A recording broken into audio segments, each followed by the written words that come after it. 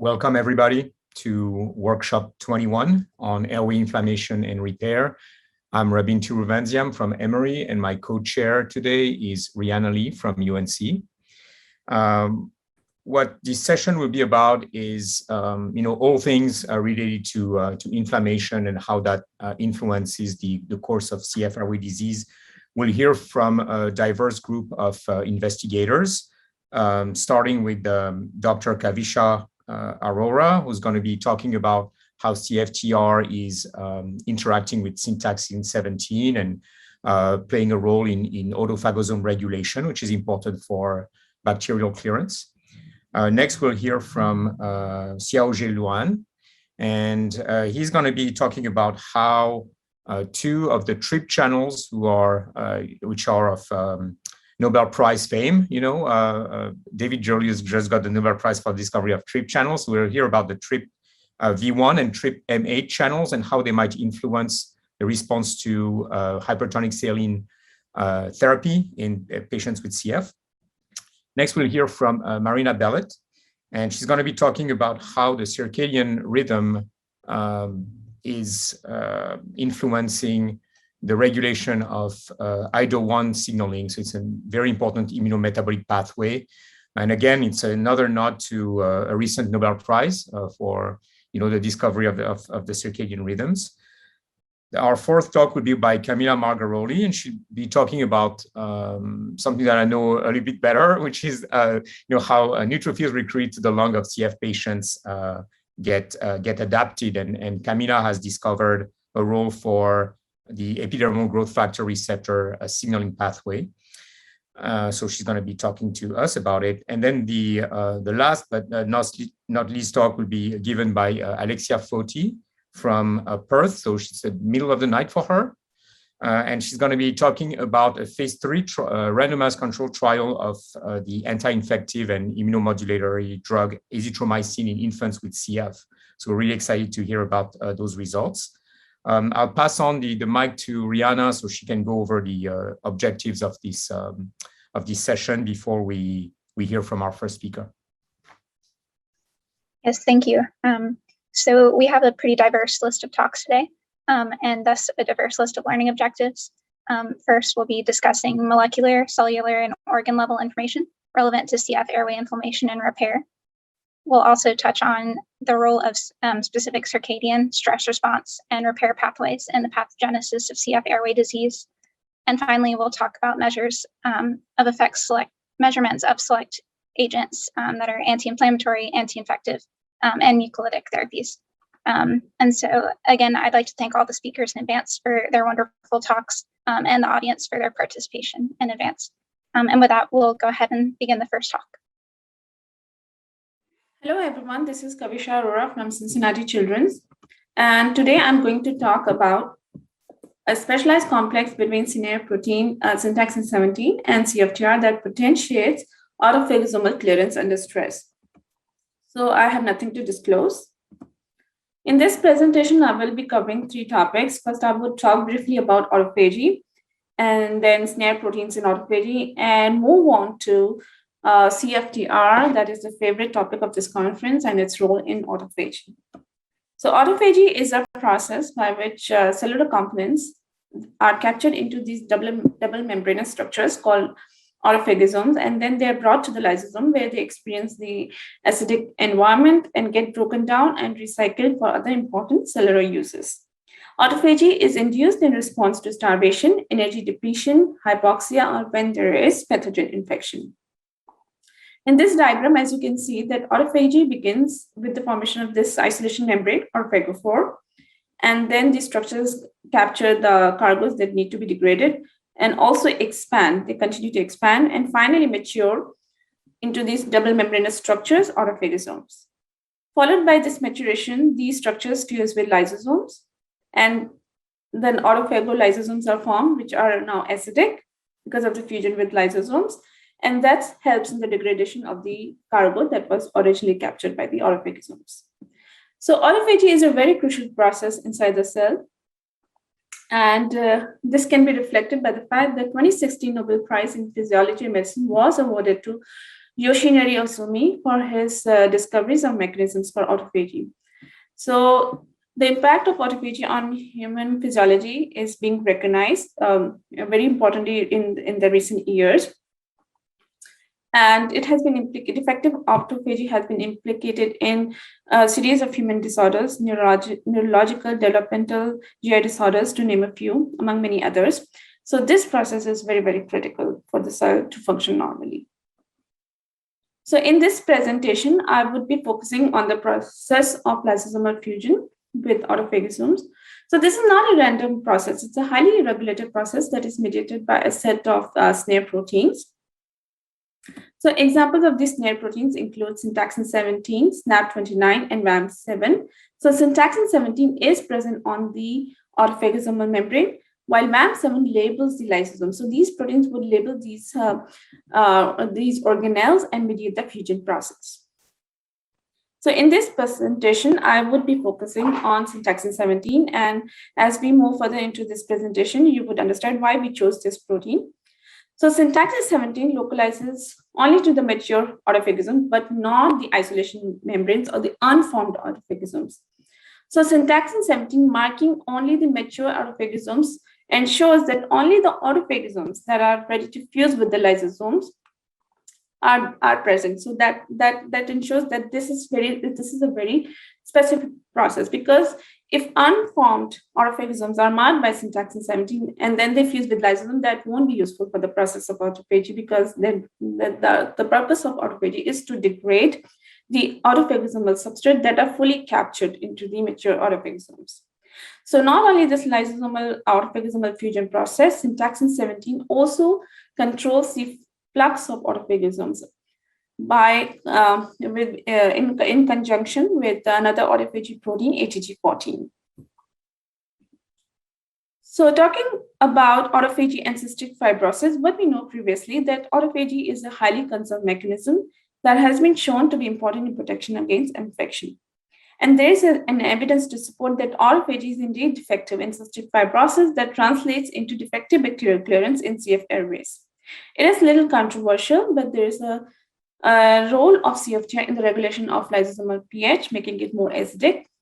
And also, the machinery for autophagy has been highly characterized, mostly belonging to the autophagy family of proteins or ATG proteins. But what we don't know is whether CFTR is directly involved and supports autophagy, and what is the machinery that enables CFTR to engage in autophagy, and whether the role of CFTR in autophagy, is it any relevant to CF?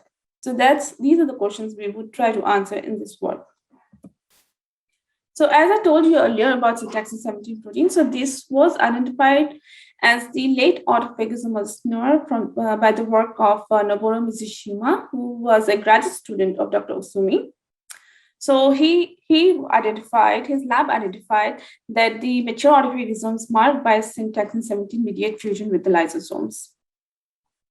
Since we know that syntaxin 17 and CFTR proteins are both important for the lysosomal function, we wanted to see how these two proteins behave together in a cell. So we induce autophagy by subjecting the cells to starvation. So these are calorie-3 cells and T84 cells, and then we stained for syntaxin 17 and CFTR proteins. So this is not an overexpression system, but these are native proteins. And what we found that under starvation condition, there is an extensive colocalization between syntaxin 17 and CFTR, both in calorie-3 cells as well as T84 cells. So in order to quantitate the CFTR and syntaxin 17 colocalization, we used an overexpression system in CFBA cells. And what we found that under fed conditions, syntaxin 17 is largely intracellular, while CFTR is present on the plasma membrane. But when you starve these cells, they co-localize extensively, almost one-to-one intracellularly, in the form of these punctate structures. And when you inhibit autophagy using spotted 1, then these cells, this co-localization disappears and the cells return to the fed state. So it suggests that it is the autophagy process that is bringing the colocalization of syntaxin 17 and CFTR.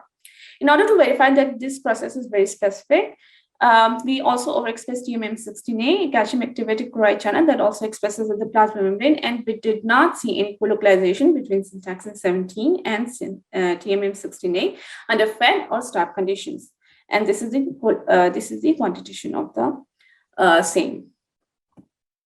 So the natural question arises whether CFTR interacts with syntaxin 17. Indeed, CFTR interacts with syntaxin 17. These are purified proteins, and you can see a dose-dependent interaction between these two proteins. And when you remove the snare domain in syntaxin 17, that interaction disappears.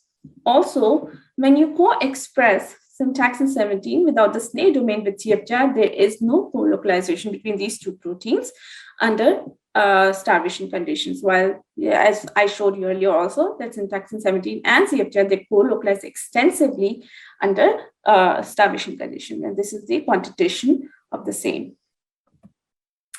In order to verify whether these CFTR syntaxin protein complexes are any relevant to autophagy, we stained the cells with the autophagy marker LC3.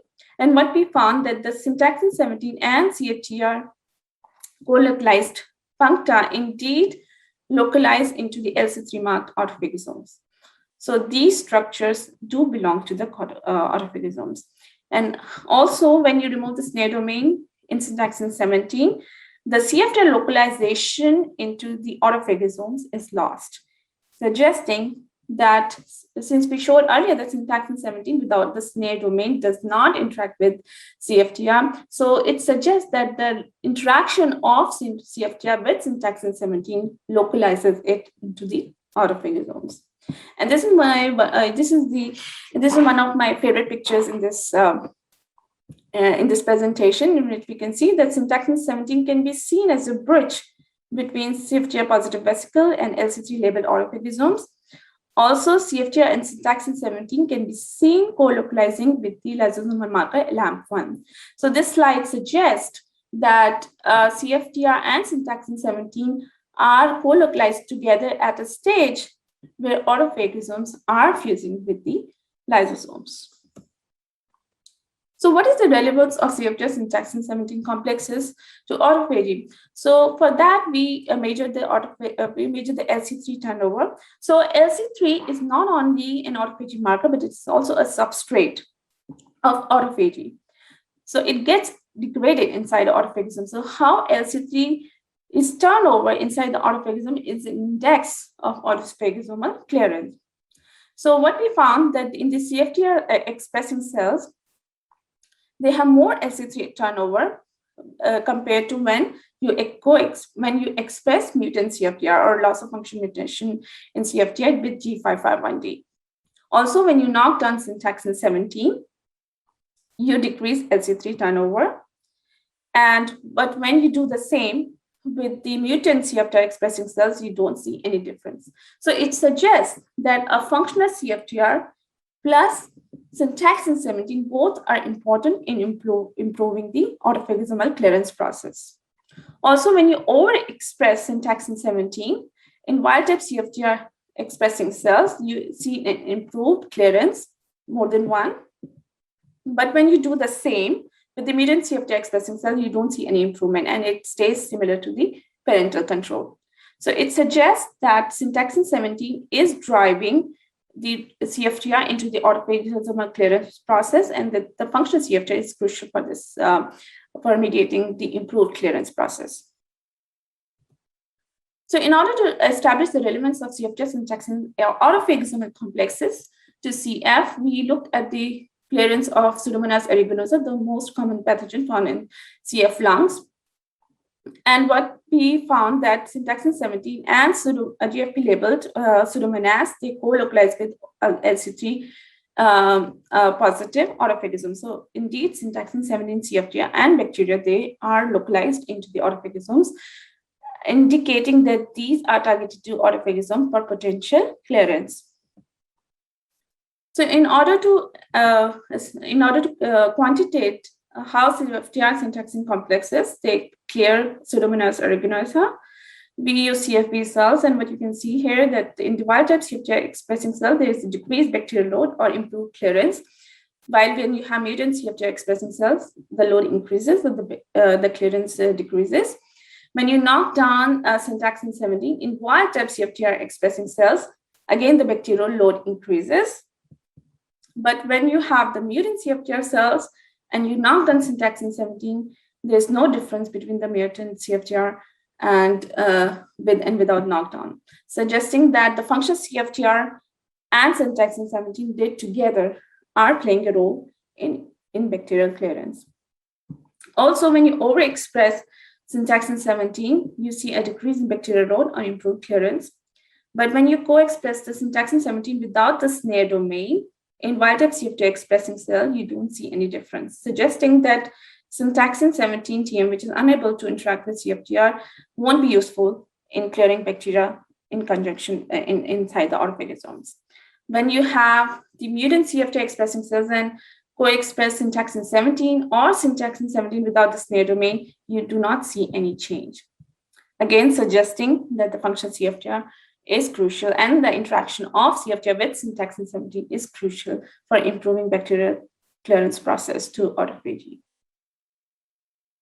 So this work is already published and has appeared as a cover page in the FASEP journal. So if you would like to have any further information, you can directly contact me or Dr. Naren. Thank you.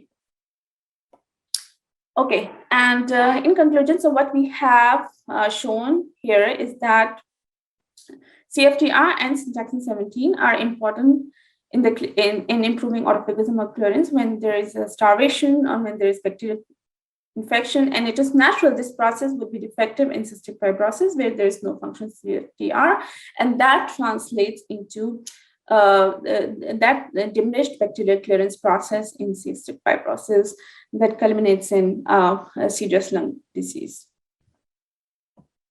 So in summary, we have found that CFTR is directly engaged in autophagy via autophagomal snares syntaxin 17, and that CFTR syntaxin complexes are important for clearance of autophagosomal substrate under starvation and when there is a bacterial infection. So our work provides a direct line of evidence to support direct defective of autophagy in cystic fibrosis that translates into defective bacterial clearance in CF airways. So we have identified a new mechanism that is relevant to improving lung function in CF. And we believe that this mechanism is not only relevant to epithelial cells, but also to macrophages that are the most important players in lung defense in CF and are known to be effective in cystic fibrosis. So in the end, I would like to thank my mentor, Dr. Naren, and funding support from NIH, your foundation, and Gilead Biosciences. Thank you very much for your attention. Thank you, Kavisha. So it was a great talk, and let me remind our audience that we've got the opportunity for any of you to ask questions through the web interface, and our co-chair Rihanna is fielding all the questions. So I'm going to start with a question from Katie Heiser. Kavisha, the syntaxin 17 TM mutant data suggests that CFTR physically interacts, that let's see, that I guess she wants to say syntaxin 17 physically interacts with CFTR. But the fact that the G551D CFTR mutant has increased bacterial burden suggests a functional requirement for ion transport for autophagy. So can you postulate on the functional role of CFTR in autophagy? Yeah, I think that is important. That's what we showed, that both the functional CFTR as well as interaction of normal CFTR with syntaxin 17, that is crucial for the clearance. So you need both. Yeah. So even if it would be able to recruit G551D because that is traffic normal, but it won't be able to function inside the autolysosomes. And so the autophagy would still be less efficient.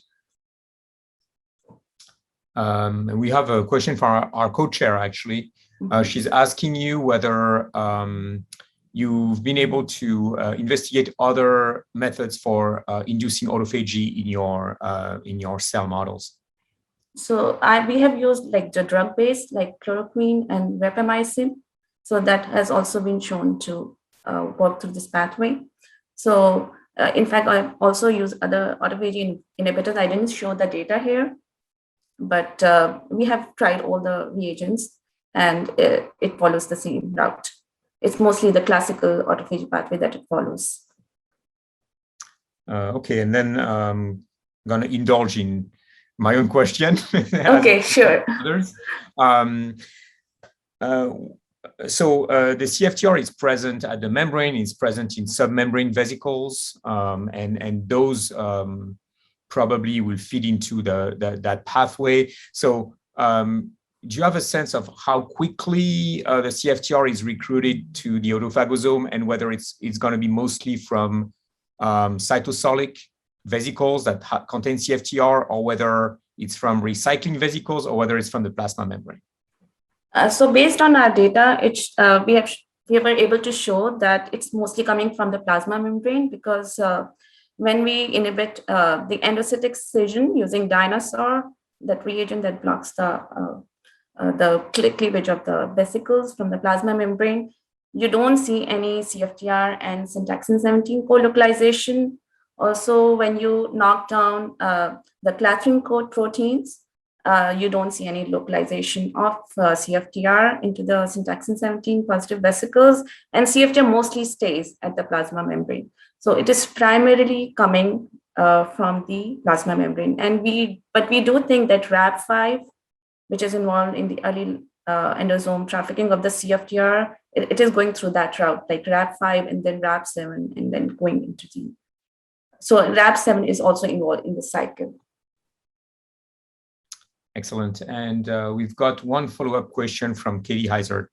What % of autophagy is disrupted in a CFTR knockout model? And do you know of other pathways that can bypass or can overcome the effect of the loss of CFTR? So what percentage autophagy? The comparison we have used is the CFTR expressing and the mutant cells. Mm-hmm. So with mutant cells, almost there's no autophagy observed as far as this pathway is concerned. So we haven't compared like with and without CFTR as of now. If the specific role of CFTR in the autophagy is what we are talking about. Okay, and I mean, I think that's a good answer. And I've got one more question for you, sort of, the 30,000-foot view of whether you think CFTR has a role in, energy conservation, energy metabolism overall, whether you're expecting carriers to potentially have differences in how they manage starvation. Yeah, so we do believe that CFTR is indeed regulated by AMPK pathway. So, and AMPK is known to conserve energy in case of stress.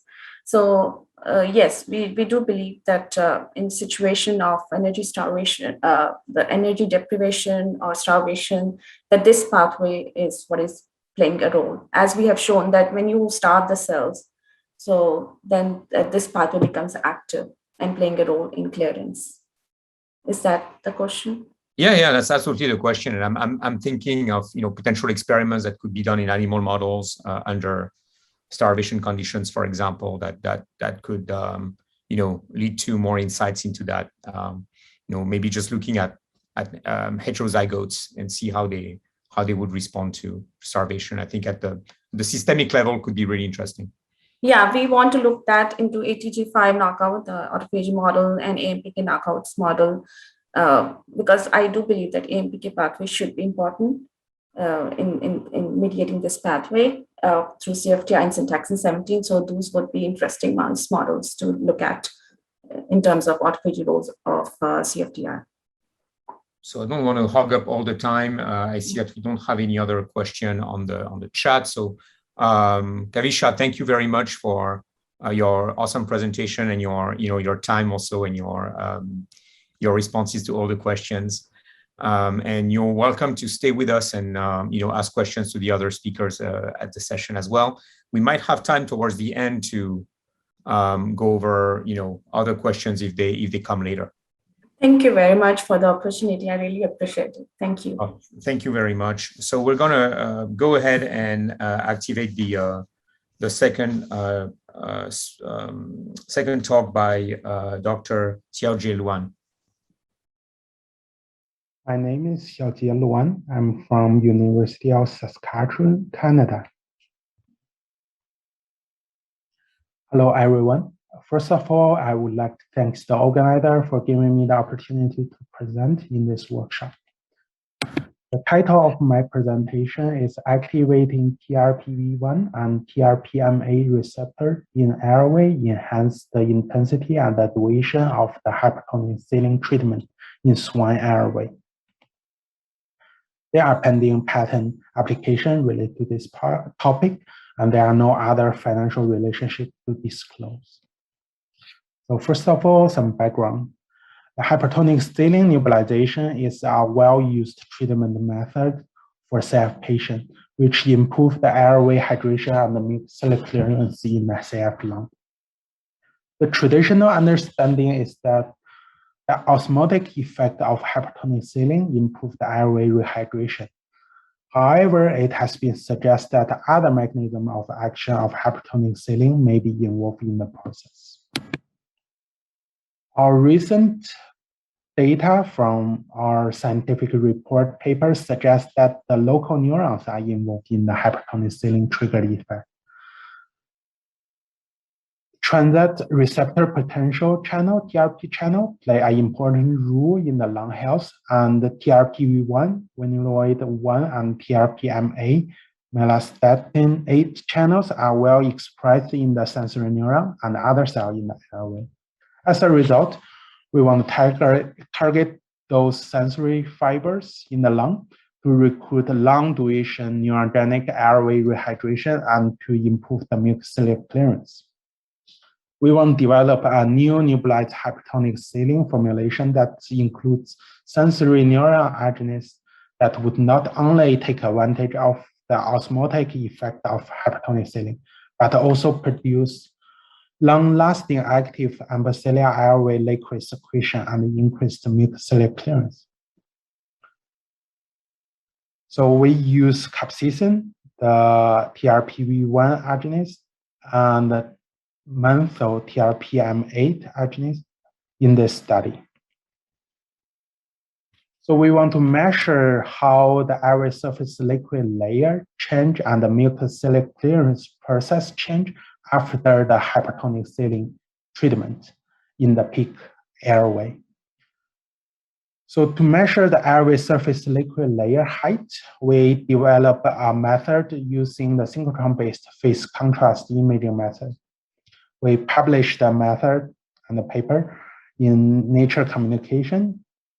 In short, the X-ray generated by synchrotron pass through the trachea part of a live 1-week-old piglet. Because the X-ray generated by synchrotron is single wavelength and parallel X-ray, when the X-ray passes through the air-liquid interface, it highlights the airway surface liquid interface in the trachea. And then we blow the agarose beads loaded with barium inside the trachea of the piglet. And we use the agarose beads as a measuring tool for the airway surface liquid layer height. And we're monitoring the liquid layer height change after the hypertonic ceiling treatment. For measuring the progress of mucociliary clearance, we use a mucociliary clearance assay. We collect the 1-week-old piglet lung, and we nebulize the whole lung. So at different time point after the nebulization, we collect tissue from that lung and measure the mucociliary clearance. So in general, we collect a piece of trachea from that lung, and we put it into a chamber with 95% oxygen, 5% CO2, 100% humidity.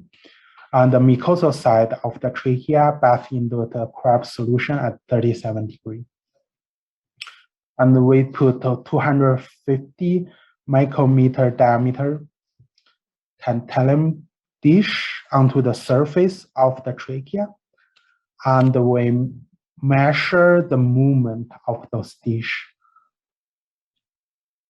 And we collect tissue from the same trachea and measure the mucociliary clearance process at different point after the hypertonic saline treatment. First, I'm gonna show the result about the airway hydration effect of hypertonic saline. So in this figure, we show the airway surface liquid layer height measurement from our synchrotron-based phase contrast imaging. It shows the airway surface liquid layer height. We measured use the agarospeed method. And the second image is the delta liquid layer change, where we measure how the liquid layer increase compared to the initial airway surface liquid layer height measured before the hypertonic saline treatment. So as we can see, comparing to isotonic saline treatment, when the pig inhaled hypertonic saline, it triggered airway surface liquid layer height increase, and it peaked around 90 minutes. However, when we add menthol and capsaicin into the hypertonic saline formula, it increased the height increase for the airway surface liquid layer compared to hypertonic saline alone. Also, it peaked at the 120, 150 minutes compared to 90 minutes for the hypertonic saline alone. Even for the isotonic saline with menthol and capsaicin, it triggered a significant increase of liquid layer compared to ITS alone. We tried the same thing in the CFTR knockout pig trachea in vivo. So we can see that for hypertonic saline alone, the airway surface liquid layer increase peaked around 30 minutes after the nebulization. However, when we add menthol and the capsaicin into the hypertonic saline, the intensity of liquid layer increase enhanced, and also the peak of the delta liquid layer height change reached 90 minutes compared to 30 minutes after the hypertonic saline alone. Also, this experiment is from a single piglet, CF piglet. So at day 5, we nebulize hypertonic saline for the piglet. We're measuring the liquid layer height change. And then after 48 hours, when the piglet is 7 days old, we nebulize hypertonic saline plus menthol plus capsaicin for the same piglet. We can see that the menthol and the capsaicin enhance the intensity and the duration of hypertonic saline treatment in this single cell piglet. Then we measure the mucociliary clearance process after the after hypertonic saline nebulization. We measure the effect of hypertonic saline on MCC right after nebulization, 90 minutes after, 150 minutes after, and 210 minutes after. So first, we measure how many particles moved past 5 millimeter after the nebulization. So we can see that for isotonic saline treatment, there are less than 50% of particle move below 5 millimeter, and is slightly decreased as time goes after the nebulization. And for hypertonic saline group, right after and 90 minutes, there are significantly more particle move past 5 millimeter. However, the percentage of particles move past 5 millimeters significantly reduced after 90 minutes. But when we add menthol and capsaicin into a hypertonic saline and isotonic saline group, the percentage of particle move past 5 millimeters is significant increase. Also, even for the 150 and 210 minutes, there's still significant more particle move past 5 millimeters compared to HTS and ITS alone. Then we measure how many particles have minimum movement. So we set a standard that particle move less than 0.5 millimeter. We count as minimum movement. So as we can see, as the time past the nebulization, for isotonic saline, there's significantly more particles have no movement. And for hypertonic saline treatment, right after and 90 minutes, there are 25% or less particle have minimum movement. However, when it passes 150 minutes, there's a very small amount of particle move. However, when we apply menthol and capsaicin into the hypertonic saline formula, although the minimum movement particle, it didn't change much at right after and 90 minutes after nebulization. 150 and 210 minutes mucosilic clearance assay show that significantly less particle have minimum movement at that stage. We also measure the speed of those dishes when it moves. So compared to isotonic saline, hypertonic saline have significantly large maximum speed for those dishes. And 90 minutes and right after nebulization, they have similar speed. But after 150 and 210 minutes, the speed is significantly reduced. And when we add menthol and capsaicin into the hypertonic saline formula, it didn't increase the maximum speed at right after and 90 minutes after the nebulization. However, for 150 minutes, there's significantly increased maximum speed of those epithelium dishes for the menthol capsaicin group compared to hypertonic saline alone. As a result, we conclude that combining airway neuron agonist with hypertonic saline can enhance the airway liquid situation and the mucosilic clearance. Both the duration and the intensity of hypertonic saline triggered effects seem to be improved in the agonist group. Our goal is to find an effective combination of agonists to develop a novel hypertonic saline formulation for CF patients. Finally, I would like to thank my supervisor, Julian Tam, and Juan Arnowski for their support, and all the people from University of Saskatchewan to support this project, and the Canadian Light Source BMET inline to do the synchrotron-based imaging experiment. Our funding agency includes CIHR, Cystic Fibrosis Canada, and University of Saskatchewan Respiratory Research Center. Thank you.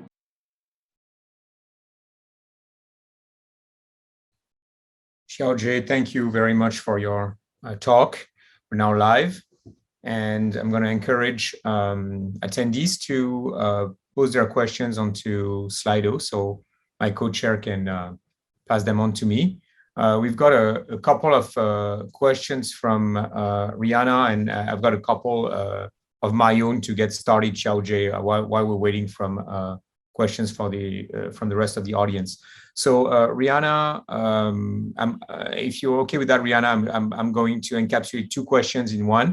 Rihanna is asking about specificity of action of the menthol and the capsaicin. So basically the TRPM8 and then the TRPV1 agonists. Have you tried to use them separately as single drug controls? Do you think they might be acting synergistically? And a related question is whether you've tried any genetic knockdown study of the cognate receptors to ensure that capsaicin and menthol are affecting these receptors only. Yeah. Actually, like the literature show that the capsaicin can stimulate substance P release in the airway. So we think that the substance P play a role in this process. And for menthol, we currently have no idea what happened there. And to answer the question about the knockdown, we didn't try that yet. So it's a future project we would like to test for sure. And actually, we test a single like capsaicin alone or menthol alone for our synchrotron experiment, but we haven't had time to do like 4 hour, like a 2.5 hour, 3 hour long study yet. But from the scientific report paper, we show that capsaicin can stimulate the neuron, the effect. And menthol, we have several animal neubulized by menthol and monitoring for 4 hours. There's an increase for liquid secretion. And for the mucociliary clearance process, it's an ongoing project.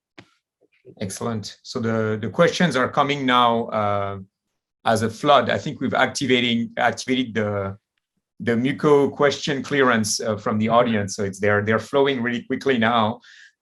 Scott Randall is asking, and he says, I may have missed it, but would the level of capsaicin used in your solution be tolerable in people? That's a good question. We think it's close. We are close to the tolerant level for people, but it's very little literature to test that actually. So the short answer is we don't know actually. We use 10 micromolar, and the peak under anesthesia seems to be tolerant well, and there's no muscle construction happen during this process. So we think it's around there. So it's to be answered. And I think Elizabeth Bergener and Joe Reynolds had actually similar questions. Just going to say, as somebody who likes chili peppers, I might get into your trial, but I might be an outlier for the tolerance to the capsaicin. Let me ask you, while we're waiting for questions that have to do with something else than the tolerability of capsaicin. Capsaicin is actually mimicking the activation by heat, right? And menthol activation by cold. So in terms of the physiological response to these channels when folks are exposed to either cold air or hot air, right now what you're doing is by combining those two is that you're sort of telling the system that it's being exposed to hot air and cold air at the same time. So do you think that there's something potentially non-physiological in having those two pathways being activated at the same time? Yeah, I think so. And actually there's if I remember correctly, there's one paper talk about the actually activate menthol receptor can protect the airway from the activation of capsaicin, if I remember correctly. So that's the reason why we started this approach. And also our ideas come from Julian Tam, who is a clinician in our hospital. And there's some patient here like experience using menthol, hypertonic saline treatment. Like some of the CF patients here didn't tolerate the hypertonic saline treatment really well, but actually like use the vapor that contain menthol, help them relieve that kind of discomfort a little bit. So that's the idea come from. So it's an ongoing project, and we want to investigate more why and how that happened. Super interesting. And we have a follow-up question from Scott Randell. Does the capsaicin menthol effect require intact innervation? Can you denervate and or study the effect in air liquid interface cell cultures?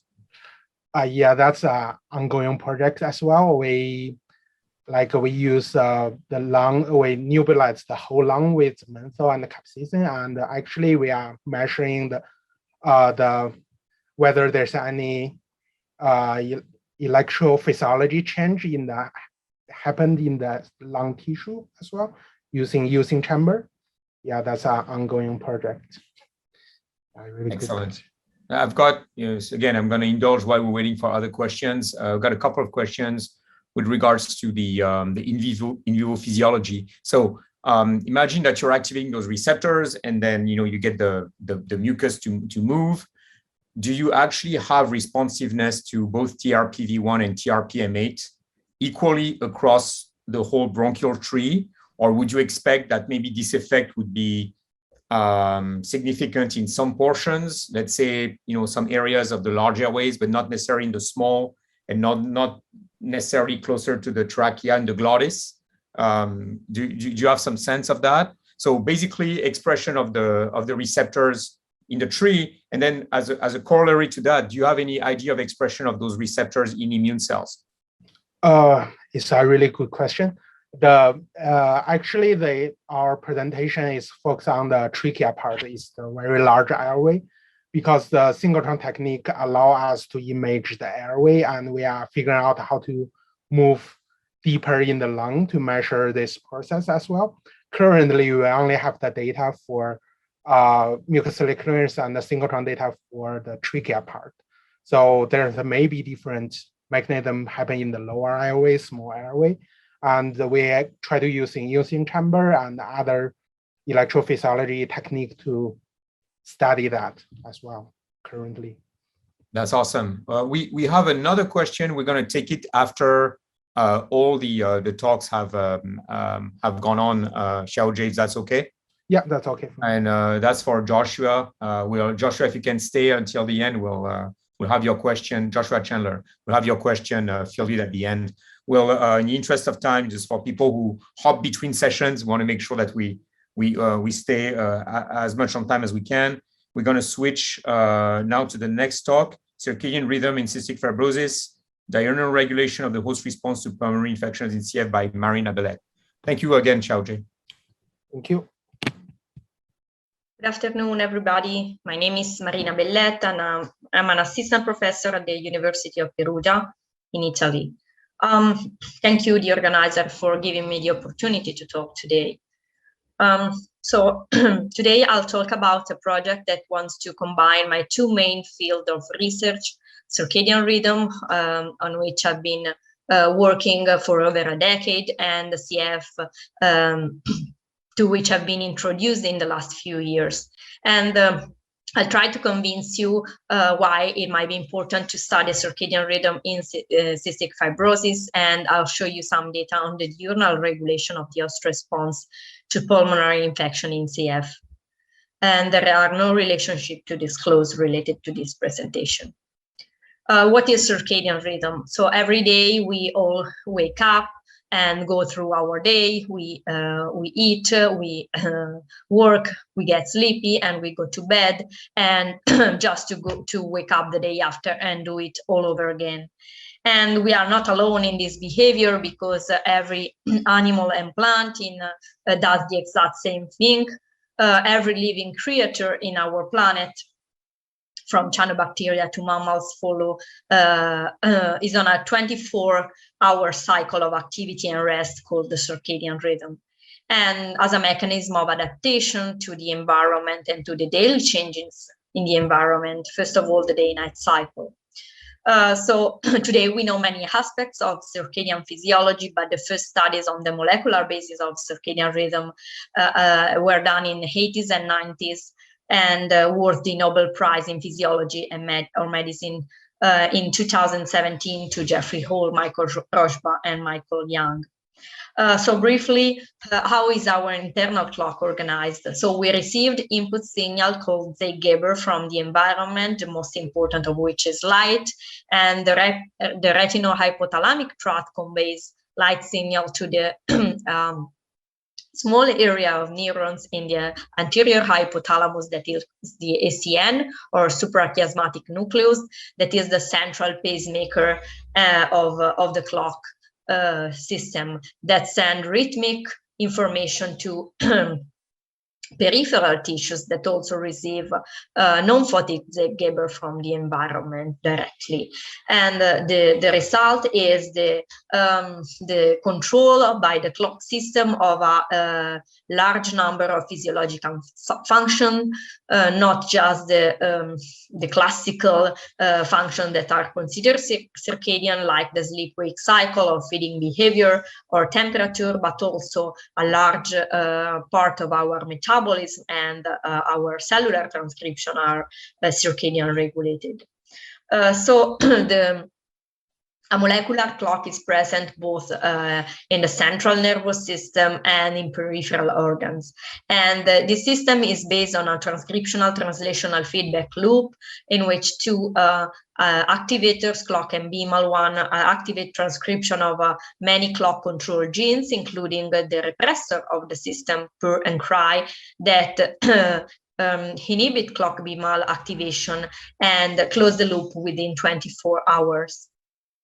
And this is very simply represented, but of course the system is much more complex than this, and there are accessory loops, stabilizing loops, and epigenetic mechanisms that add additional level of complexity and amplify the process, ultimately leading to circadian regulation of about half of the gene in the mouse genome, with profound consequences in fundamental biological processes. And so any perturbation of this mechanism inevitably results in pathological condition, as is shown here, and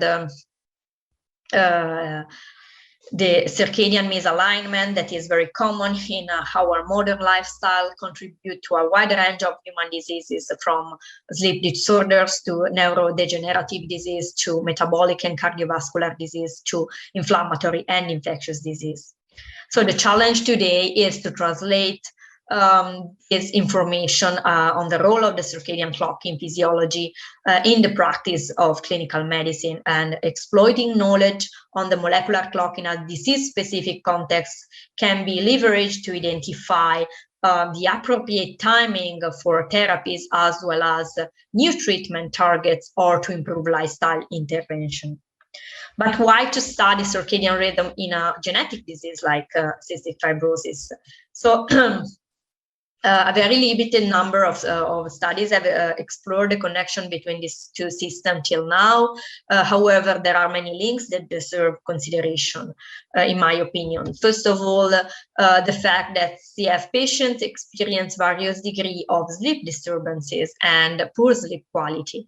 This can be due to respiratory symptoms, the side effect of medication, the anxiety related to the disease, but also to circadian rhythm disruption. And a sleep phase delay has been recently identified among adults with CF, and the authors went on to speculate that might be a part of a larger circadian rhythm disturbance stemming from a defective CFTR function in the hypothalamus. On the other hand, there might be a reciprocal regulation, and the same CFTR might be controlled by the circadian clock, as our preliminary data seems to show. Here is CFTR mRNA expression in both in human bronchial epithelial cells, synchronized in vitro, and I'll tell you in a moment how this can be done, and also in lungs from wild type and CF mutant mice.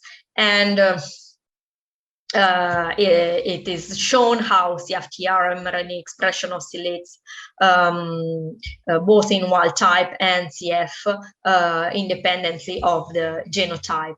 And starting from this observation, we are now exploring more in deep whether CFTR function is also influenced by the circadian clock in central and peripheral tissues. Another important reason to study circadian clock is the fact that CF patients are on a daily treatment with a huge number of drugs every day. And for what we said before, the circadian clock controls many aspects of metabolism, including the xenobiotic metabolism that influence the efficacy and toxicity of many drugs. This has already been demonstrated for anti-cancer treatments, but it can be applied to any type of therapy. And for example, here is shown CYP3A, a circadian expression that, as we know, is a very important detoxification enzyme that has many targets, including many antibiotics and also CFTR modulators. Moreover, the circadian clock control the immune system, and this is the field on which I'll talk more in detail. In the last decade, many works have demonstrated that the circadian system controls basically every aspect of the immune response, including antimicrobial host defense. And since inflammation is a central aspect of CF, and CF patients are prone to acquire pulmonary infection with different microbes, we decided to explore how the circadian clock function in CF lungs and lung cells, and how potential dysregulation of this system is involved in modulating the susceptibility to infections. So, as I told you before, circadian transcription can be measured both in vitro, in vivo, in mice, as in a 12-hour light, 12-hour dark cycle, and sacrificed at different time of the day, but also in vitro, in cells, exposed to a pulse of serum, for example, or to other stimuli like DEX treatment or phoscolin treatment that can be synchronized with robust 24-hour transcription cycles.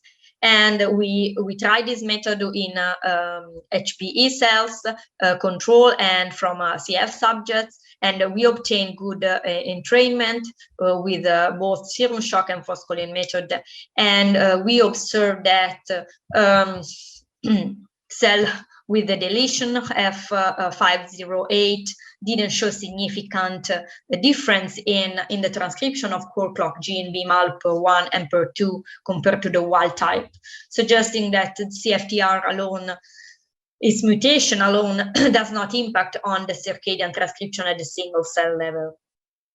Then we measured transcription also in mice, in wild type and CF mutant mice, and again we found that while the core clock genes were minimally affected by the mutation, instead we found a consistent alteration of many inflammatory genes and genes involved in the immune response. In particular, one was particularly interesting, that was IDO1, that is an enzyme, is a gene encoding for a rate-limiting enzyme of the catabolism of tryptophan that converts this essential amino acid in kynurenins, and kynurenins are metabolites that acts as immune modulators that promote the generation of regulatory T cells and inhibit the Th17 cell pathway. So the circadian regulation of IDO1 was not described before. So first of all, we wanted to confirm that IDO1 was actually clock control genes, and so we performed experiment in wild type mice, and we found that actually IDO1 is expressed in a circadian manner in different tissues, and in particular in the lung. circadian expression also result in a circadian activity, and as observed by measuring kynurenine production in the lung and Kin3 pressure. So since we have previously demonstrated that the IDO1 kynurenine pathway is involved in balancing resistance and tolerance in to fungal infections, we resorted to a model of Aspergillus fumigatus infection performed at different time of the day, in particular at ZT3, at ZT12, that are the correspond to the minimum and maximum peak of IDO1 expression. ZT stands for the Geber time, ZT0 is the time when the lights turn on, and ZT12 is when the light turn off at the vivarium. So we infected both wild type and CF mice intranasally, and what we observe is a strong diurnal regulation of CFU number in the lung, and with a higher colonization at night, both in wild type and more importantly in CF mice. And this was associated to a general increase inflammatory response at the same time point. Since IDO1 is the inducible gene that is strongly induced during inflammation, we look at this expression during infection. And what we found is that despite its higher basal level of expression at night, that was confirmed, then the gene at night was not further induced during and modulated during infection. And remain at very low level compared to the daytime, to the mice infected daytime. And this was correlated to the strong downregulation of its main inducer, that is interferon gamma, that was also very low at night. And this low level of IDO1 was also associated to the low level of kynurenine at the same time point. Given the regulation of the Treg and Th17 pathways by IDO1, we look at this pathway in during infection, and what we observed that in line with IDO1 expression, FOXP3 marker of Treg cells was downregulated at night, while there were high level of Th17 pathway cell marker. So finally, to demonstrate that this diurnal variation relies on IDO1 circadian modulation, we performed the infection in IDO1 knockout mice, and we found that in the absence of IDO1 at night, when the basal level are high, the fungal colonization in the lung drop down, and consequently the inflammation in the lung was lower. So our hypothesis is that the high basal level of IDO1 could create a tolerogenic state at night, allowing the fungus to colonize easier the lung, and we are actually working to confirm this hypothesis. In conclusion, our data suggests that CF is associated with an altered circadian expression of immune regulatory genes in the lung, and between them IDO1 that has been identified as a clock control genes, and its circadian expression modulates the susceptibility to pathogens in lungs of wild type and CF mice. And we have also observed that CFTR itself fluctuates between day and night, and this opens up interesting perspective for therapeutic optimization. And I just want to thank my colleague and collaborators, in particular I want to thank my Professor Romani that is supporting this project, not only with funding, but also with her enthusiasm and her expertise in fungal immunity. And thank you very much for your attention. Marina, thank you for a great talk. We're back live. Folks, ask questions in Slido, and Rihanna, my co-chair, is going to field them and send them over to me. We've got a couple of questions to start, Marina. One from Katie Heisert. Some patients prefer to take, sorry, go ahead. Okay, sorry, I had some interference on the line. Katie is asking you, Marina, whether you think there may be an implication of circadian effects on liver metabolism or other systems in the fact that some patients prefer to take Trikafta with the 2 yellow pills at night, but the blue pill, which is ivacaftor, in the morning, rather than the other way around, which is how it is actually prescribed. Yeah, that could be, that is very interesting, and could be very interesting to go in deep in the metabolism of the modulators of CFTR to understand their half-life, based on their half-life and their metabolism in the liver, what could be really the best time for taking each of the yellow and blue pills, also because we know that liver toxicity is becoming a problem. Some patients is very limiting and is causing the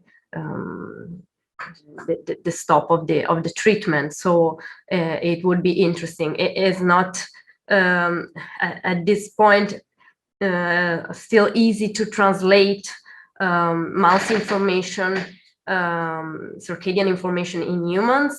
There are some limitation that still limit the translation of the information on circadian physiology and pathophysiology in a real circadian medicine.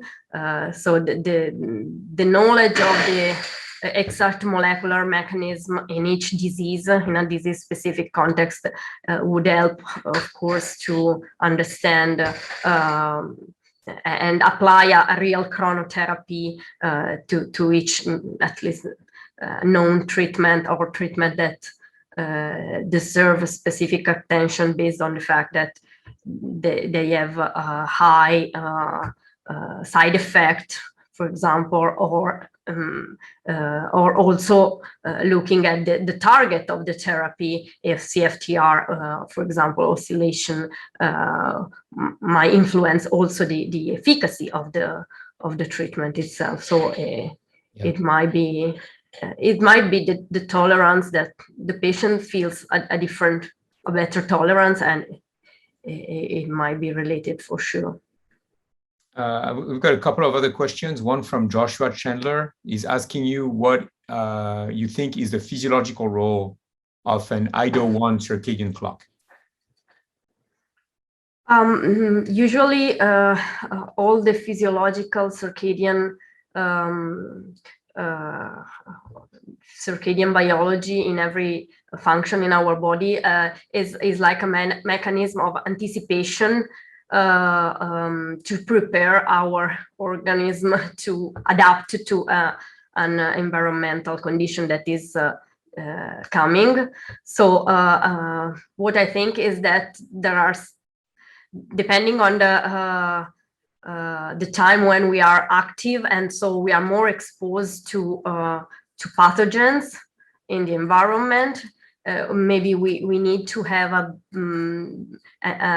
different basal state of our immune system that has to be in certain time more prepared to attack the pathogen, and in other time has to be more tolerant and not induce over inflammation when it's not needed. So that either one might be could be related to this and could have a role in this context. And the fact that we found oscillation in different organs also, for example, in the intestine, either one is also highly expressed and oscillating very, very well in the small intestine. So also in that condition, a tolerant mechanism might help when we anticipating our feeding time when we are more exposed to pathogen, for example. And so, related question from Emanuela Brucia. She's asking you whether there's similar things to expect about circadian clock and migration of immune cells in the lung, specifically. So yes, the migration is of immune cells, of neutrophils in acute infection has been demonstrated to be strongly circadian regulated. Also, lymphocytes migrate and are high in the blood in a specific time of the day. So this is an extremely interesting field within circadian immunity.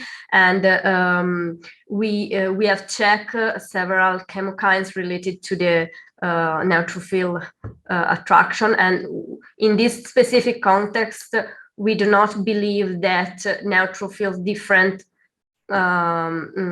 trafficking in the lung is causing the main difference in, especially in fungal colonization. So based on other data that I did not show, but we are exploring every aspect because, of course, circadian is modulating almost every aspect of the innate and also a large part of the adaptive immunity. You're going to have to turn a lot of different stones and see which one is. Yeah. We have one last question from Camila, who's actually a speaker. It's coming actually right after you. So Okay. she's getting ready, and she's referring to a study showing manipulation of the circadian rhythm and systemic metabolic activation in the liver by tumor tissue in the lung. And I think that's Paolo Sassone Corsi paper in Cell Metabolism a few months ago. Do you think that the inflammatory response in the lung in CF may have a similar systemic feedback as the lung tumor setting? Definitely, yes. This paper is from my collaborator, Selma Masri, in Paolo Sassone Corsi lab, that she's also collaborating with me in these projects and sending me some knockout for clock genes. And so, yes, I think that every condition like tumors, but also a state of inflammation that causes lung damage in this case, feedback on other organs, in particular the liver, where a large part of liver metabolism is circadian regulated. And it would be very interesting to analyze. And I always collect liver also in my animal experiment, because I want every time to look also at the liver, what happened and how the circadian in the liver is also disrupted in this condition. So I think that there might be a feedback regulation. Well, thank you, Marina. I mean, all of that is really thought-provoking. When we selected your abstract, we thought it would be, so it really lived up to the promise. We're going to switch to our next speaker. Thank you again, Marina. Camila Margaroli from University of Alabama. And full disclosure, she was a grad student in my lab before going to Alabama. So, you know, I know her pretty well. And Camila is going to talk about EGFR signaling in the pathological adaptation of neutrophils recruited to CF airways. Camila? Hello, everyone, and thank you all for being here. Today, I would like to present a project that aims at characterizing factors that influence neutrophil adaptation to the CF airways. For this presentation, I have nothing to disclose. As you probably know, neutrophils play a major role in the pathophysiology of airway disease in cystic fibrosis. And when neutrophils migrate from blood into the airways, they showcase a profound functional and phenotypical change. And these changes are characterized by de novo transcription, altered bacterial killing, release of elastase, and changes in metabolism. Our previous study showed that transcriptional adaptation in the airways actually responsible in part for the functional adaptation of these cells. When we block transcription with a transcriptional inhibitor, we actually were able to reduce the granulation and release of elastase in the airway neutrophils, but also allowing them to regain the bacterial killing capacity. The epidermal growth factor receptor, or EGFR for the rest of the presentation, is a signaling molecule that modulates a plethora of cellular responses, including transcription, differentiation, antimicrobial responses, metabolism, and survival. Therefore, we investigated whether it could be implicated, at least in part, in the adaptation of neutrophils to the CF airways and their pathological phenotype. First of all, to investigate whether neutrophils actually express EGFR, we collected sputum and blood from patients with CF and phenotype neutrophils for their surface EGFR expression by flow cytometry. And as you can see here, blood neutrophils did not express EGFR at their surface. FMO means fluorescence -1, which is an antibody control for non-specific binding. While airway neutrophils, displayed here in gray, actually showed expression of EGFR at their surface, which is quantified here on the right. Therefore, in order to determine how the expression of EGFR was controlled in neutrophils and what effects the EGFR expression could have on the functionality of these cells, we used an in vitro model that was developed in the Tiruvanzem lab at Emory, which allows us to recapitulate the phenotype that we see in the airways for the neutrophils in vitro. So this model, showcased over here on the left, allows to load blood neutrophils on the basolateral side and then transmigrate them through an epithelial layer, either into a chemoattractant control, which is called LTB4, or CF airway fluid, called here CFASN. So the CF airway fluid is the supernatant from the sputum, which has been devoided of cells and bacteria. So we isolated blood neutrophils and transmigrated for 10 hours in this model, and then we isolated the RNA to determine whether EGFR expression was occurring de novo in these cells. And as you can see in the volcano plot, EGFR expression was indeed dependent upon de novo transcription, but also not just EGFR, but some of their ligands too, including amphiregulin over here. And quantified over here on the right is EGFR expression in blood, in the LTB4 transmigration control, but also in the cystic fibrosis airway fluid. And as you can see that there is a huge increase in expression when neutrophils migrate into the CF airway milieu. And to exclude that this EGFR expression that we saw in neutrophils was actually due to epithelial contamination from the we assessed whether there was expression of MAC5AC, KRT14, and KRT5. And as you can see, they were all below background noise.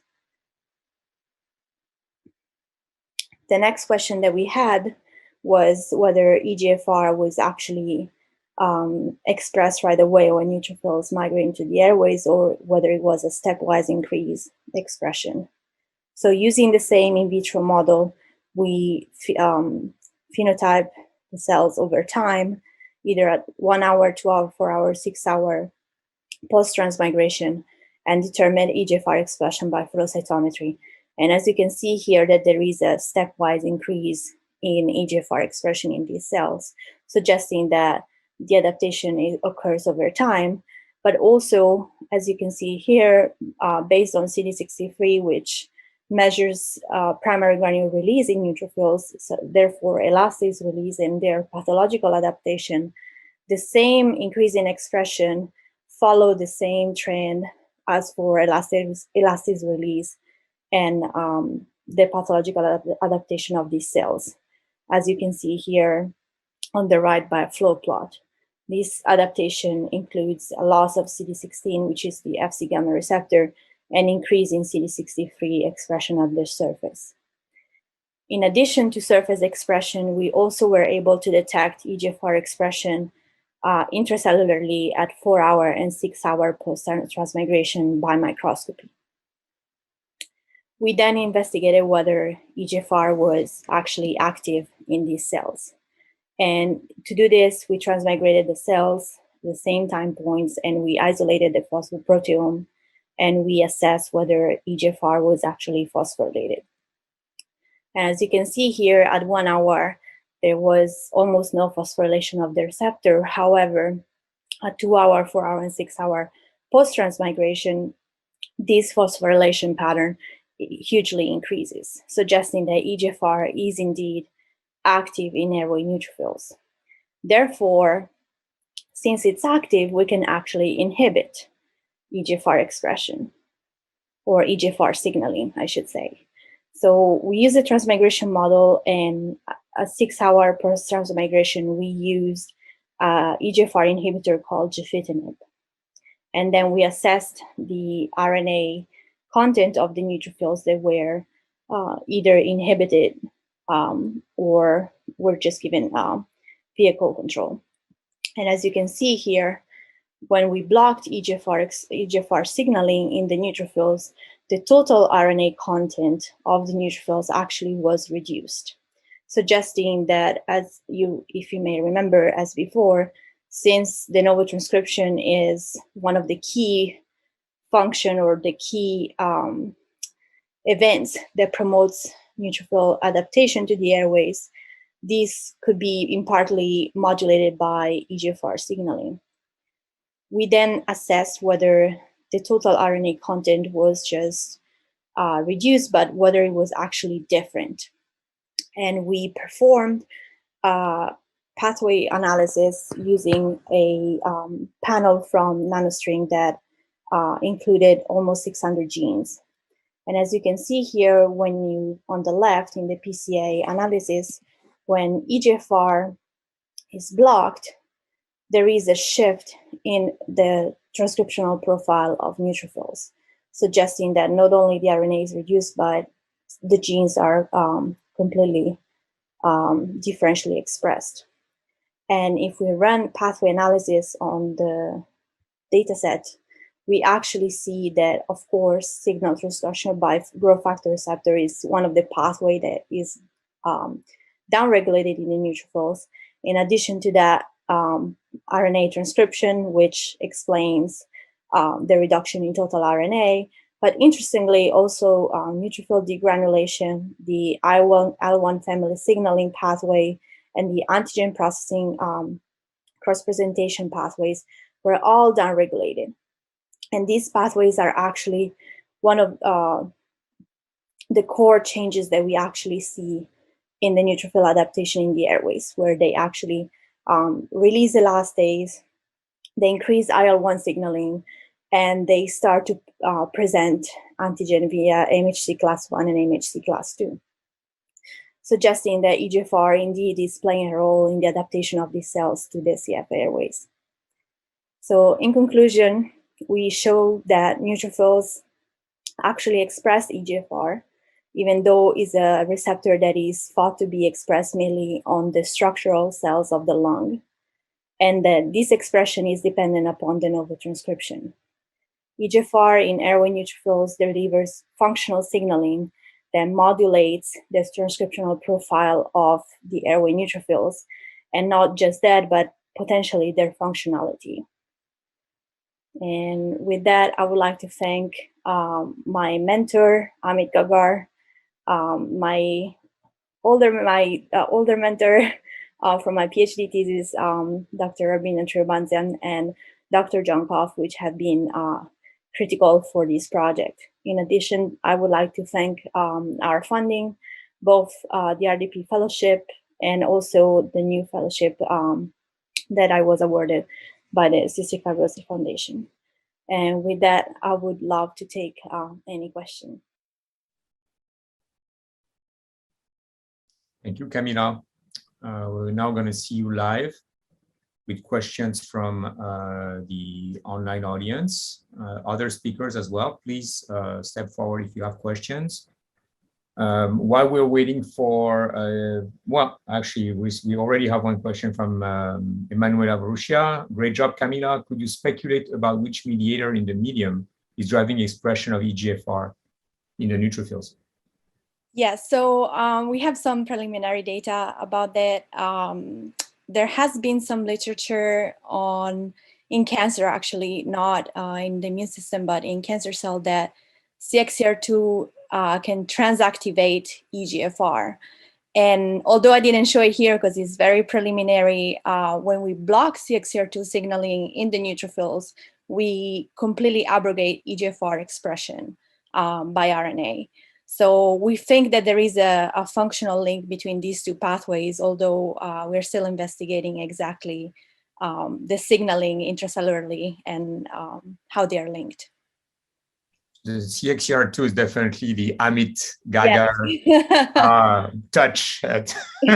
She's great. She's the reason why we're friends and we work together. Okay, Rihanna has a similar question, was asking, more broadly, do you have a sense of what components of the fluid is driving the pathological change in general in the neutrophil phenotype?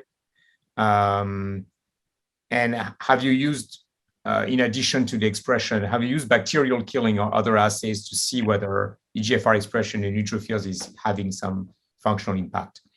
Yeah, so the first question, I started actually investigating the same question, and when I was in Rabin's lab during my PhD, and the project has been passed on to another doctoral student, Brian Dubois, which has done a great job. So we think that the high molecular weight fraction of the fluid, which contains vesicles and exosomes, could potentially change the phenotype of the neutrophils. So Brian is investigating exactly which factors in this fraction could or are actually influencing these cells and changing their phenotype. To the second question, which was about other functional endpoints like bacterial killing or anything else. So yeah, that's a really good question. So EGFR has been shown to enhance TLR signaling, both in bacterial and viral infections. And that's the scope of the follow-up of the project that we are doing right now in EGFR. I don't have the data yet. I'm running the model, and we'll have the first repeat in a few weeks. So hopefully we'll see some changes, but I'm sure that there are some functional adaptation in that sense through EGFR for sure. Thank you, Camila. I want to mention that Brian has a poster and actually a talk about the role of extracellular vesicles in the reprogramming. And he's going to be also competing for the basic science, young investigator award a little bit later during the week. Carla Ribeiro, a good friend of ours as well, is asking, is thanking you for your presentation and asking whether you could discuss the potential functional role of IL-1 signaling in the EGFR expression model. Like downstream of EGFR? A crosstalk between IL-1 signaling and EGFR signaling. Just the way you talked about CXCR2 and EGFR. Yes. I think you know about IL-1 beta, IL-1 or IL-1 alpha or beta.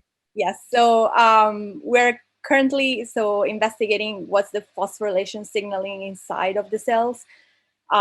Since it hasn't, we could go about what has been shown in macrophages before or in the epithelium, but I have a gut feeling that neutrophils may be slightly different.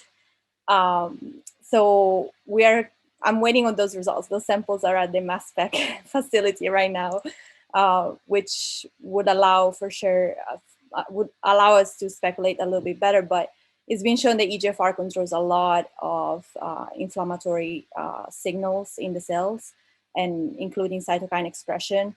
So whether it's through activation of the caspases or increase of the IL-1 RNA, mRNA themselves, it could be both. It could be one or the other. At this point, I'm not sure. Hetty Janssens has a question for you. Great presentation. Camila, do you know the effect of EGFR blockade on other cells? So yes, it has been, I mean, for the epithelium is essential, of course. In macrophages, it has been shown to actually be involved in the bacterial killing pathway, so, and in the pro-inflammatory pathway. So it depends also on the model that has been used. There are some controversial, I would say, results depending on the type of pathogen that has been used in macrophages, whether it enhances or it makes it worse. So I guess it's a case-by-case scenario, depending on the microorganism that they encounter. So we have questions from our larger group, and I think we can, from Joshua and Vince, I think we can do that offline. Yes. I mean, we'll ask them if we have a little bit more time. We have one from Katie Heiser asking, no, actually, sorry, Katie is saying that anyone who wants to join the final for the basic science competition, this will be presented live on November 17. So actually, let's go back to Rihanna, who had a question about other targets that you might see in your volcano plot. You mentioned amphiregulin. Are there candidates outside of the EGFR pathway? Yes, there are plenty of candidates outside of the EGFR pathways. We saw a huge increase of RNA, and RNA burst is almost like 10 times higher than what we see in blood. So it opens up a lot of opportunities. We know that some of the degranulation pathways are modulated in the neutrophils. We actually published a paper in collaboration with a group at Georgia Tech and Rabin and Amit also, which is my current mentor, that blocking that pathway with an inhibitor that blocks the movement of the vesicles inside the cells can prevent further inflammation in the lung. This was not done in a chronic setting, was done in a more acute setting, but is a self-serving feedback loop. Now, the other adaptations that we see is the fact that they become more almost like myeloid-derived suppressor cells, which could modulate other arms of the immune system, including the macrophages that are resident in the lung. And that's also something that would be really interesting to study. That's excellent. Thank you, Camila. We're going to reserve the other two questions for the end. We're going to go ahead and play the last video from Alexia, and Alexia will be with us also for the live question session after that. She'll be reporting on the outcomes from COMBAT-CF, which is a phase 3 multicenter RCT of azithromycin to prevent radiologically defined bronchiectasis in infants with the cystic fibrosis. Hi, my name is Alexia Fody. I'm a project manager at the Walian Respiratory Research Centre here at the Telethon Kids Institute in Perth, Western Australia. And today I'll be presenting our findings from our COMBAT-CF clinical trial, which looked at azithromycin treatment in the prevention of structural lung disease in infants with cystic fibrosis. There are no relationships to disclose related to this presentation. Now, as we know, cystic fibrosis in early life is progressive, characterized by mucus obstruction, neutrophilic inflammation, and lower airway infection. Worsening lung disease is associated with adverse clinical outcomes, including pulmonary exacerbations, hospitalizations, and reduced health-related quality of life. Neutrophilic inflammation is present in children with CF from 3 months of age and occurs in the apparent absence of lower airway infection. It's also associated with progressive airways disease and bronchiectasis. High-dose ibuprofen is the only currently recommended anti-inflammatory medication for CF. However, it is not recommended for use in infants or preschool-age children. Now that newborn screening for CF is common practice throughout the world, we have further opportunities for early interventions. Thus, we investigated whether azithromycin, a macrolide antibiotic with anti-inflammatory properties, could prevent or delay the onset of lung disease in infants newly diagnosed with CF following newborn screening. We hypothesized that in a screened population, continuous treatment with azithromycin following diagnosis would reduce structural lung damage detected by chest CT scans at 3 years of age. The anti-inflammatory activity of azithromycin was a primary rationale for this study, and so we also anticipated that azithromycin would reduce lower airway inflammation as indicated by free neutrophil elastase activity and IL-8 concentrations in bronchoalveolar lavage or BAL fluid. In order to test our hypotheses, we started a phase 3 placebo-controlled clinical trial, and from June 2012 through to July 2017, enrolled 130 infants diagnosed with CF aged between 3 to 6 months across 7 CF clinics around Australia and New Zealand. Consent was provided by parents and the trial was approved by site-specific hospital research committees. Participants completed 13 study visits over 36 months, in addition to their usual clinical care, and the study visits were designed to coincide with their routine clinical appointments. Participants were block randomised in a 1-to-1 ratio stratified by site to receive either 10 milligrams of azithromycin per kilogram of body weight or a matched placebo 3 times a week from enrolment until 3 years of age. Compliance to the study medication dosing was calculated from diary cards returned by parents at each visit. BAL was performed at enrolment, year 1 and year 3, and this was analysed for microbiology and inflammatory marker activity. Chest CT scans were completed at year 1 and year 3, and these were analysed using the PRAGMA-CF method to determine the extent of structural lung disease. Secondary efficacy outcomes, such as clinical outcomes and parent-reported symptoms, were collected throughout study participation, and this included a health-related quality of life questionnaire completed by parents at the final year 3 visit. The categories in this questionnaire included physical well-being, treatment burden, and CF symptoms, and adverse events data, including pulmonary exacerbations and hospitalizations, were collected throughout the trial as well. Now, the trial's primary outcomes were the proportion of children with bronchiectasis and the percentage of total lung tissue affected by airways disease at 3 years of age, as determined by PRAGMA-CF. For those who are unfamiliar with PRAGMA-CF, analysis is performed by annotating a grid overlaid on 10 axial slices of chest CT images, shown here in the image on the left. In inspiratory scans, the image is annotated for the presence of bronchiectasis, mucus plugging, bronchial wall thickening, and atelectasis, whereas trapped air is annotated on expiratory scans. From these annotations, proportions of bronchiectasis, total disease, and trapped air are calculated. The trial's secondary outcomes included additional structural lung disease measurements, such as volume of trapped air at 3 years of age, as well as exacerbation events, antibiotic use, hospital presentations for pulmonary exacerbations, body mass index at 3 years of age, and CF-related quality of life perceptions.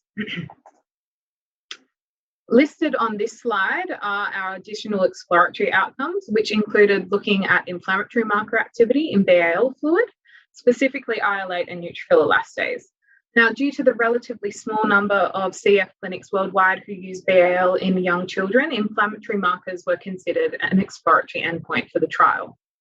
Analysis of the oxidative stress markers are beyond the scope of this presentation. However, this work is being driven by Professors Tony Kettle and Catherine Burns in New Zealand, and we hope to present our findings on these soon. Analysis of airway microbiota is being presented by Dr. Jose Caparros-Martin in Workshop 4, Infection and Microbiology, and also in the poster session on poster numbers 488 and 489. So overall, we had 130 participants enrolled and beginning treatment with the study medication. We had 68 participants randomised to receive azithromycin and 62 to receive placebo. Over the course of the trial, we had 23 participants withdraw, and of the 107 participants who completed all 13 study visits, 104 had CT scans that were acceptable for PRAGMA-CF analysis, which now leads me into our results. As I mentioned, our primary outcomes were CT-based evidence of structural lung disease. Here we can see the PRAGMA-CF outcomes on chest CT completed for each treatment group. The 2 panels on the left show the outcomes for year 1, and the 2 panels on the right show the outcomes for year 3. Each bar represents the structural lung disease characteristics of individual participants with respect to their total lung volume. The proportion of healthy tissue is shown in blue, bronchial wall thickening in orange, mucus plugging in yellow, and bronchiectasis in red. In each panel, participants with the lowest proportions of disease are shown on the left, and those with the greatest proportions of disease moving across towards the right. We did not observe any differences between treatment groups with regards to the prevalence of structural abnormalities or measures of disease extent. PragmaCF analysis showed that approximately 88% of the azithromycin group and 94% of the placebo group had bronchiectasis on their year 3 scan. The outcomes for proportion of total airways disease was also similar, with no significant difference seen between groups. Now, despite azithromycin having no significant effects on the CT-based outcomes, we found other clinically relevant impacts of azithromycin treatment. We observed a strong effect of azithromycin on pulmonary exacerbations, with children who received azithromycin experiencing fewer pulmonary exacerbations and fewer days hospitalised for pulmonary exacerbations per year when compared to the placebo group. The azithromycin group also received fewer courses of oral and inhaled antibiotics each year and spent fewer days receiving IV antibiotics each year. In addition, parent-reported health-related quality of life perceptions also showed that children who received azithromycin scored significantly higher in the physical well-being category than those who received placebo. In addition, there were no significant safety issues or evidence of selective pathogen emergence with the prolonged use of azithromycin. Another clinically relevant observation was the impact of azithromycin treatment on airway inflammation. We observed that continuous treatment with azithromycin reduced IL-8 and neutrophil elastase levels in bronchoalveolar lavage fluid. The continuous use of azithromycin from diagnosis to 3 years of age appeared to be safe. Now, looking at this table of microbiology results from BAL fluid at year 3, the most common organisms isolated were Streptococcus species, Haemophilus influenza, and Pseudomonas aeruginosa. These results are presented as the number of positive results per organism per treatment group, and then as a percentage of the total BAL sample, of the total BAL samples retrieved at year 3.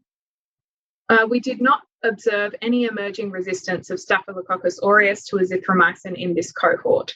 MRSA was identified in 5 out of a total of 358 BAL samples collected across the trial, with 4 of these results in the placebo group.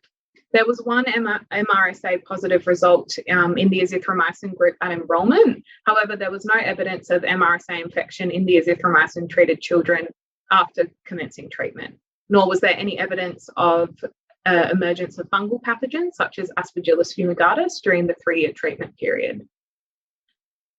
There were few adverse outcomes reported as related to study drug by site principal investigators, with no differences seen between treatment arms. There were 3 instances of hospitalizations for Pseudomonas aeruginosa infection in the placebo group, which were reported by site investigators as possibly related to study drug. These events, however, resolved with IV antibiotic treatment and did not require unblinding of the participants nor any cessation of study medication administration. There was 1 instance of CF-related liver failure in the placebo group. Now, in conclusion, although we observed significant clinical benefits of azithromycin, we did not see any differences in structural lung disease determined by CT. This could be due to the relative limitations of PragmaCF to quantify small differences between individuals in lung structure, especially in very young children, as well as low resolution for imaging the peripheral airways, where early disease is most evident. Another explanation could be that the dose of azithromycin employed was too low to alter the trajectory of disease, or adherence was lower than parents reported. However, given the significant effect of azithromycin on inflammatory markers and the other clinical outcomes, we think this explanation is unlikely. Given the strong association between neutrophilic inflammation and lung disease in all groups, and the particular role of neutrophil elastase in the progression of lung damage in early life, azithromycin could be employed as a safe and effective anti-inflammatory agent for continuous use. I would like to thank all those mentioned here for their involvement in the COMBAT-CF study. with a particularly special thanks to our participants and their families for taking part in this research. Thank you. Thank you, Alexia. That was a great talk to cap our session. Thank you. Go back to the clinical picture and in the little ones and figure out what's happening there, which is always difficult, but it's really an exciting trial that you reported on. So we're going to have about 8 minutes for questions for you, and then about 8 minutes for the to wrap up the session. But we can really go in any direction. I engage people to ask questions in Slido, and also other speakers if you want to engage with your fellow participants. So the first question is from Hetty Janssens, and she's saying, exciting results, Alexia. She may have missed it, but can you specify the dose of azithromycin that was given? And then, did you see any differences in the number of neutrophils and macrophages in the BAL between the two groups? So to answer the question about the dose of azithromycin, it was 10 milligrams per kilogram of body weight, and weight was measured at each study visit, and dose was prescribed accordingly. With regards to cell counts, we actually haven't looked at that data yet, though it was collected for each BAL event during the study. So that's a future analysis. Excellent. And Marianne Murebach is asking whether you did include any analysis of gut effects, gut microbiome, growth, etc. So we didn't see any significant effect on BMI, which was one of our secondary endpoints. However, Jose Caparros Martin did look at microbiome effects with the prolonged use of azithromycin in this cohort. I believe he has presented this in one of his posters. I cannot recall which number it is, but it's either poster number 488 or 489. Carla Ribeiro has a question for you. Azithromycin has been shown to decrease airway epithelial mucin production triggered by the CF airway infectious/inflammatory milieu. Have you evaluated MUC5AC and MUC5B levels in the bath from control and azithromycin treated subjects? So no, that's not something we've looked at yet. That wasn't part of our primary analysis. However, we're in the process of trying to free up these samples for future analysis. But I could thank you for the suggestion. We can take that back to the team and take a look at that in the future. We've got a couple of questions from my co-chair. Studies with older cohorts, for example, of children aged about 12, have found that chronic azithromycin treatment can lead to lower incidence of MRSA, NTM, Burkholderia acquisition compared to non-users. Is it possible that you would see differences in the microbiota if you look beyond 3 years of age? So just put on your magical cap and tell us what happened. To answer your question, that's I'm not sure. That's not my background, but that's an interesting question. I can definitely take back to the team and follow up later on. Same question with bronchiectasis. Do you think you would have maybe a little bit more range to see an effect if you were looking a little bit beyond year 3? Yeah, with the trajectory of disease progression, you would postulate you would see a greater effect, but yeah. Question from Lisa Sliman. Very interesting data, Alexia. You mentioned no increase in MRSA, but did you also look at specifically macrolide resistance? Because this is a major problem in some regions of the world, especially with the mycoplasma, which is a common pathogen in young kids. So with macrolide resistance, we specifically looked at Staph aureus. We had a relatively low number of Staph aureus isolates across the cohort, and there was no evidence that there was any macrolide resistance emerging during the study. But yeah, that was data that we collected, and there was no evidence to suggest any selective emergence or resistance to macrolide. Excellent. And a question from Ron Gibson. Thanks for an excellent presentation. Was BAL, so actually 2 questions in one.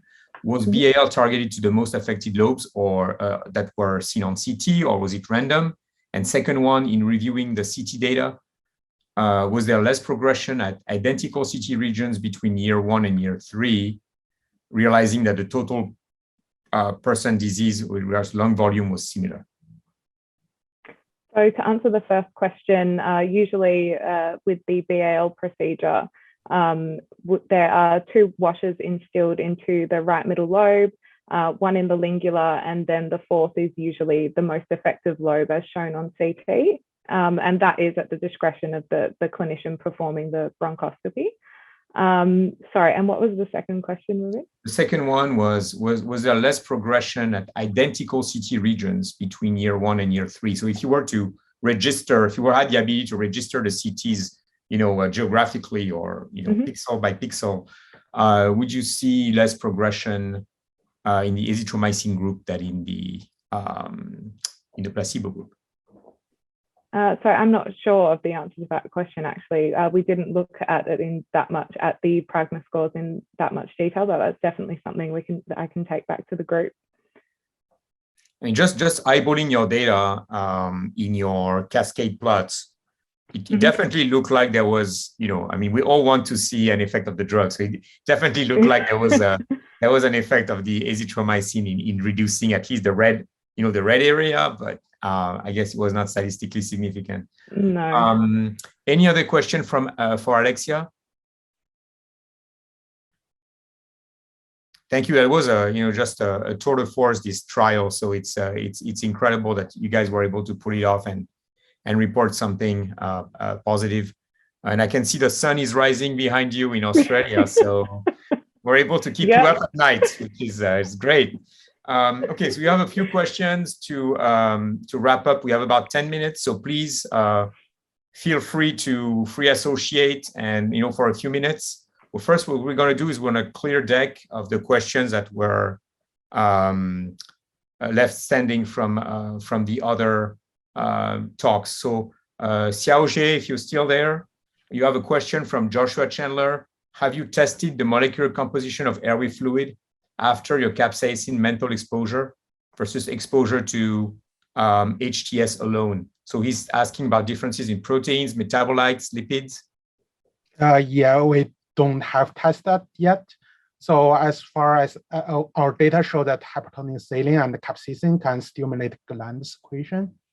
And menthol, there's a literature show that actually surface amphithelia express TRPMA. So it's a really good question, and we want further investigate into that. Awesome. Thank you, Xiaojie.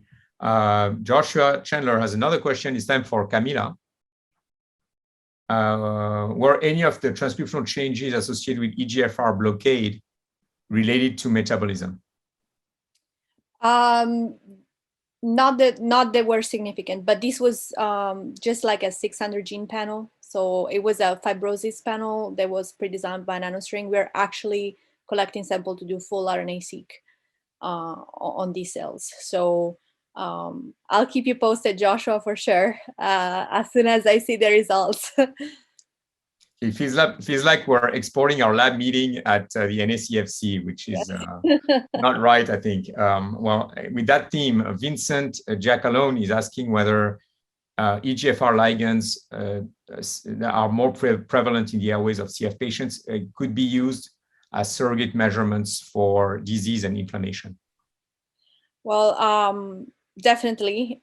We see in terms of, we measure the different ligands in the BAL, and the main ligand that we see is EGF, actually. We see low level of amphiregulin as well, but it's nowhere near to what we see in terms of EGF levels. So it's definitely possible that could be a measure of inflammation. We haven't correlated the levels to, neutrophilic inflammation or elastase, which is known to transactivate EGFR. So that's certainly a possibility. Thank you, Camila. Looking at our deck, but I think we don't have any more questions. So it's time to wrap up the session. Rihanna, I think in our name, I want to thank again our wonderful speakers who, did a great job with their recording sort of participation, but also were there and answered the questions really well. So again, all of you, thank you very much. Keep keep going with your very interesting research, and we hope to see you next year. Last word from you, Rihanna. Just want to also thank the audience for the great questions. It's been a good discussion. Thank you. Awesome. Thank you, everybody. Have a nice rest of the day and rest of the conference.